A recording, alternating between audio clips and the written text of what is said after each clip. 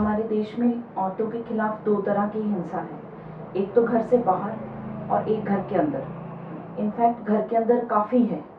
इसके लिए एक कानून बनाया गया है, विशेष कानून, जिसे इंग्लिश में डोमेस्टिक वायलेंस एक्ट कहते हैं, हिंदी में घरेलू हिंसा अधिनियम कहते हैं। हिंसा का मतलब समझते हैं कि मारपीट, लेकिन ये इतना बढ़िया कानून बनाया है कि औरत के साथ जो जो दुर्व्यवहार होता है वो सारे पहलू उसमें कवर किए हुए हैं।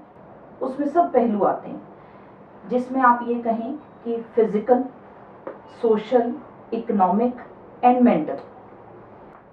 सामाजिक तौर पे औरत का अपमान करना उसके पति द्वारा या उसके जो इन-लॉज हैं उन द्वारा, उसके साथ मारपीट करना, उसको गाली गलौज करना, उसको उसके चरित्र पे को लेकर के उसको बुरा भला कहना, तो ये सारी चीजें ध्यान में रखते हुए ये कानून बनाया।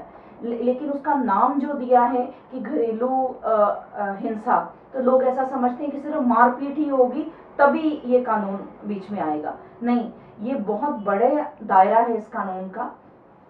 अगर समाज में अपनी पत्नी को लोगों के सामने जो है वो अच्छे से उसके साथ व्यवहार नहीं करते, उसे नीचा दिखाते हैं, वो भी इसके अंदर आता है। पत्नी के चरित्र को लेकर के उसको कोई गाली देते हैं, या उसके यहाँ तक कि उसके पत्नी के जो रिश्तेदार हैं अगर उनको भी कोई गाली, उनके बारे में भी बुरा भला कहते हैं, वो भी इसके तहत आता है। तो जिस भी औरत के साथ, मैं तो ये कहूँगी कि सब औरतों को एक दूसरे को बताना चाहिए कि हमें ये अधिकार मिला है कि हम एक इंसान हैं और इज्जत से हम जिंदगी जी पाए, इसलिए कानून बना है। इलाके के सीजीएम को आप कंप्लेंट डाल सकते हैं, तो तुरंत इस पे कार्रवाई होती है।